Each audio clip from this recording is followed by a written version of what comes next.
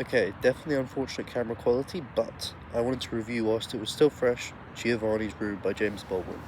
Since I'm in the park, fresh with the thoughts, do not have any script or ideas for this, but first impressions, it was absolutely amazing.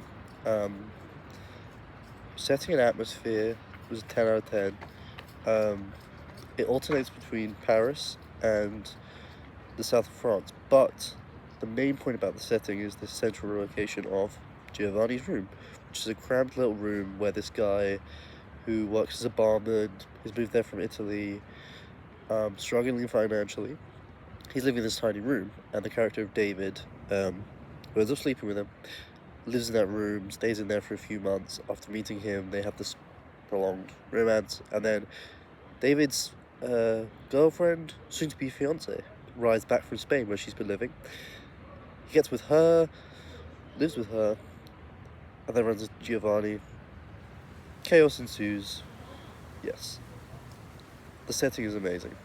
The style is amazing, because the perspective of David is, so immersive.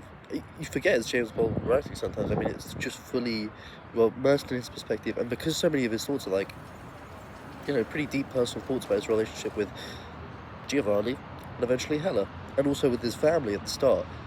The thoughts are so personal, but they're expressed in a very normal way. Especially for a book that was written so long ago, they're expressed in a very accessible way. So, style, amazing. Character's perfect. I actually wasn't sure about the character. So, central characters are David, the protagonist. He has this girlfriend, Hella, who goes to live in Spain, and then Giovanni's room, who's this Italian kid who moves to the bar that David frequents. David is the American who grew up in New York. Giovanni, Italian, lives in France. David, great story, backstory for a protagonist, having the dad as this single dad that's raising him. Really complicated relationship there where he feels first too close and then completely distant, and then by the end completely estranged and lying to his own father. So the relationship there is really good. Hella was interesting because she only appears later in the narrative, but she's a great character there because she represents the ultimate betrayal. Because in the end, spoiler alert, this whole time he hasn't admitted he's gay to her.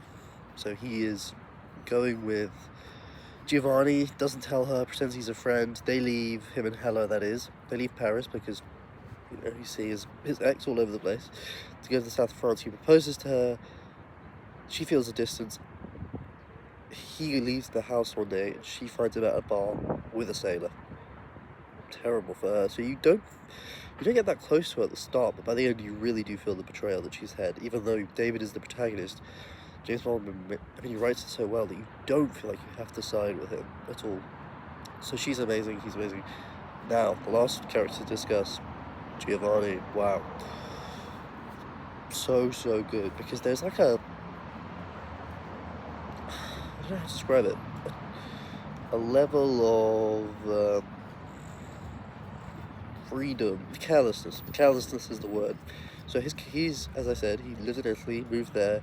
He's poor, he's struggling, and he's relying on these pretty much older men to sustain his lifestyle, which he does so after he breaks up with David. But with David, he meets him and they instantly hit it off, and his youth is emphasized a lot, and it's definitely true in so much of his personality. He is a carefree person, and I think it perfectly captures the trajectory of a failed relationship in this case, because he at first is in a carelessness of freedom the character of David falls in love with, and then eventually by the end David finds that almost repulsive, in the same way he kind of finds Hella repulsive by the end. And it's kind of a tragic insight into the things that are the best parts of people. It could be the same things that feed into the worst. So he is an amazing character.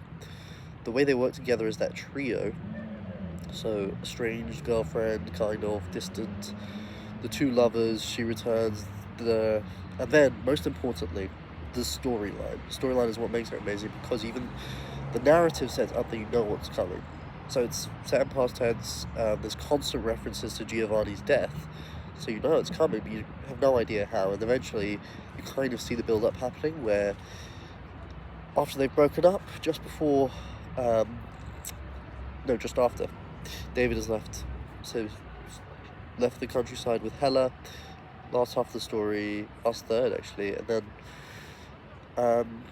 the old bar owner who Giovanni used to work for mocked him, and then Giovanni kills him and gets sent to prison for that and eventually killed. And it's an excellent end because you feel as if your heart gets broken 3 times in the book, and that's the major one. So it's continually from the start, from the struggle David has at a young age to then the struggles he puts everyone else through is a constant theme. But there are 3 major heartbreaks which come through.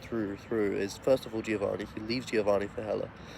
He betrays Hela, which I found the most heartbreaking one. And then at the very end, Giovanni is killed, and he's still thinking of him. I mean, yeah. So the narrative is really interesting for that because you keep getting set up, and you go, oh, this is the worst moment, and then it just gets worse and worse, but better and better.